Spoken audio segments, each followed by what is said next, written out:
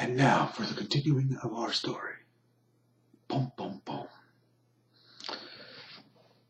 Years go by, and Esau, he's got a grudge. It's there in the subtext of the scriptures, not there specifically written, but he's got a grudge about this whole selling the birthright deal. And Jacob, in time, ends up doing something even worse. His dad at this point, Isaac, is old. Very, very old. 120 years old, 130, 140. I mean, he is a very old man by now. And he is told to his son, Esau, I am old. I'm about to die. I want to give you the blessing, but I ain't giving you crapola until I get something to eat. So please go out into the field and get me some good food. I am starving to death.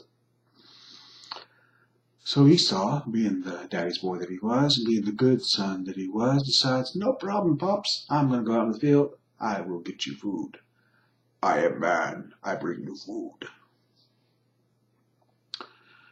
And Rebecca, oh, Mama Dearest, while this is going on, is overhearing the conversation and decides to tell her darling little son, Jacob, hey, Jake, come on, come over here. Mama got something to say to you. Do you know that your daddy is about to be giving up the blessings? And if we don't do something, that other brother of yours is going to end up getting everything. Not cool. So here's what we're going to do. And all of a sudden, she gets a little spirit of treachery, shenanigans, tomfoolery. Take your pick of choice words. She says, I want you to go and kill one of the sheep. Bring the sheep in to me. I'm going to cook it up. Make it the best tasting food this man has ever had. And then I am going to give it to you. And you're going to go in there and you're going to feed it to Pops. And Jacob says, oh, no, you don't. If you haven't noticed, that brother of mine is hairy like a bear. And I am smooth as a baby's butt. He might be old and he might be blind, but he's not stupid. And if he finds out that we are deceiving him, more specifically that I am deceiving him, then I am going to get cursed. And that will be the end of me. I ain't doing it. And Rebecca says, now respect my authority. You are going to do what I tell you to do. And don't worry about the hair thing. I got something already covered. I got that. I got your back, son. Now, go do it. So Jacob does. Mama cooks him a good old-fashioned meal. Some good old-fashioned meat and potatoes, like Isaac loves. And Jacob goes to Mama, and Mama says, hey, this is what's going to happen. You know that skin that we cut off of the sheep?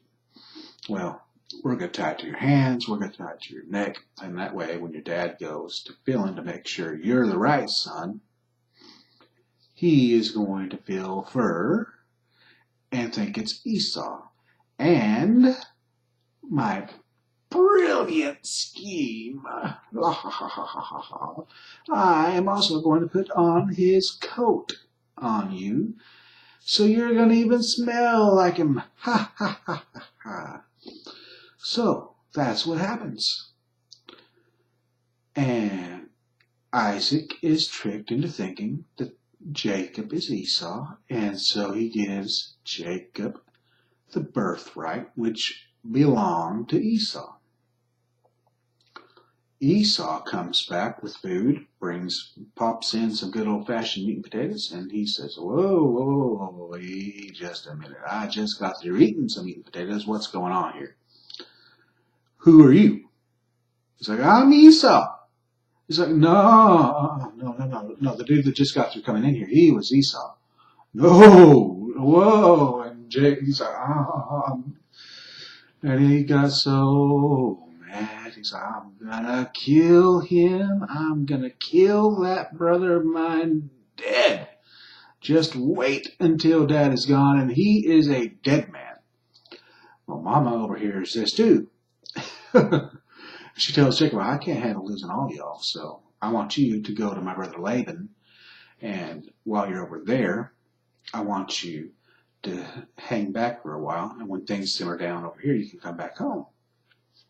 So that's what happens. But karma gets him. Karma gets him good. Because while he's over there, Jacob boy finds that he falls madly in love with this little shepherdess, this little woman who's taking care of the sheep, and decides he's got to have her. So he goes and finds out that she is named Rachel, and she is Laban's youngest daughter. And he goes to Laban, he says, I'll do whatever it takes. I don't care what it takes. I've got to have that woman. So, please tell me what I got to do to get Rachel. Laban thinks about it.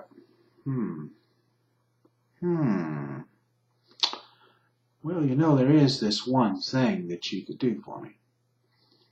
Why don't you work for me? Just 7 years. 7 measly years. And with that, you can have Rachel to be your wife. Jacob's like, on it. No problem. Sold.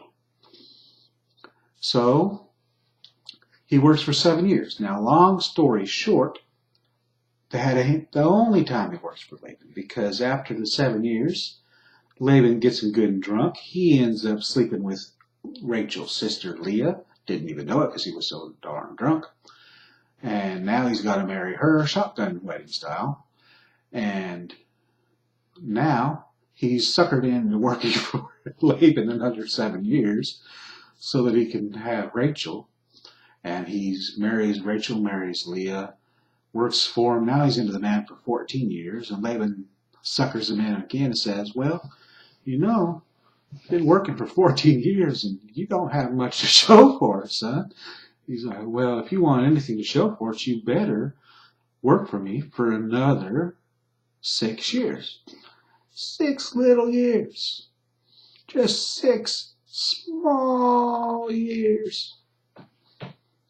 Jacob's like, oh, gosh, dang it. Fine, I will work for you for 6 more years. Well, God at this point decides that he's going to take pity on the man. And very long story short, Jacob ends up with everything that was Laban's. He goes and moves back home. He has to cross through a country called Edom, which is another word for Esau. Boom, boom, boom. And decides that, oh crap, I did a lot of bad things to that brother of mine. And he's probably going to kill us all and not even let us be able to get there. And he'll probably take all the livestock and the women. They'll be slaves.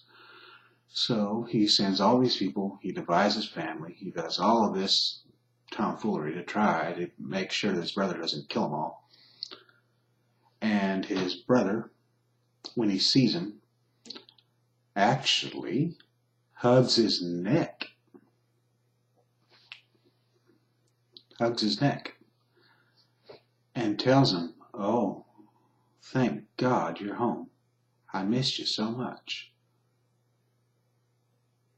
So all that story was to put into a very real context what forgiveness looks like.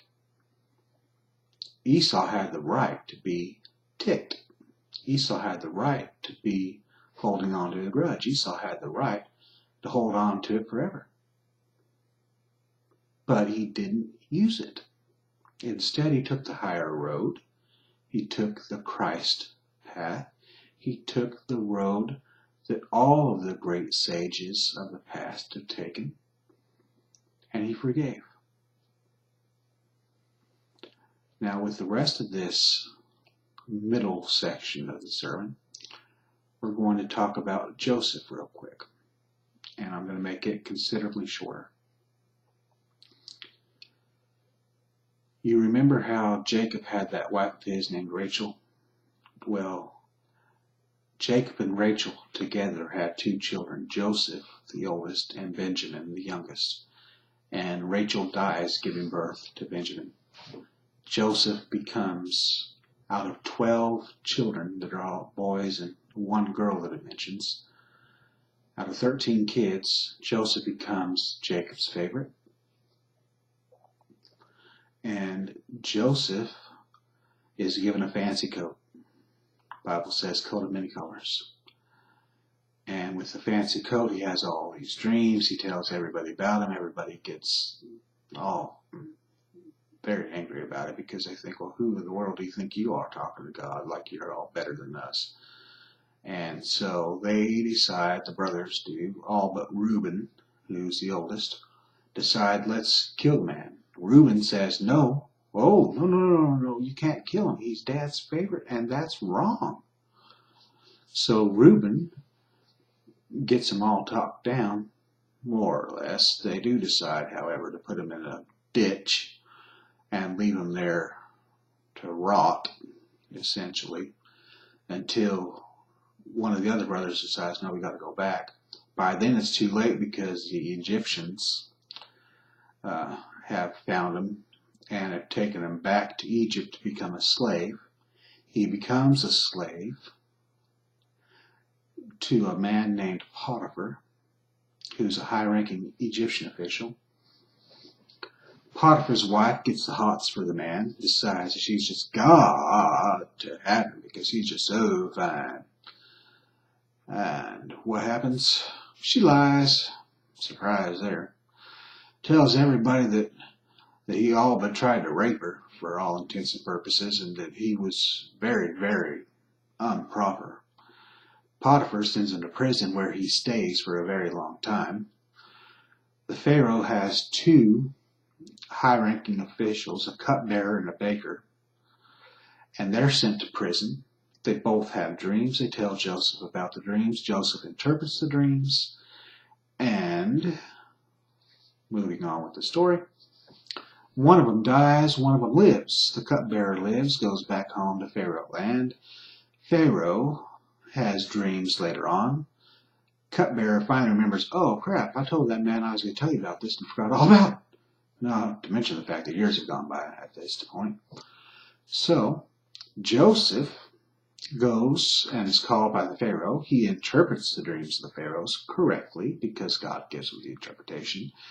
And there's going to be 7 good years in Egypt and 7 lousy years in Egypt. And the 7 lousy years, everybody's going to be starving to death.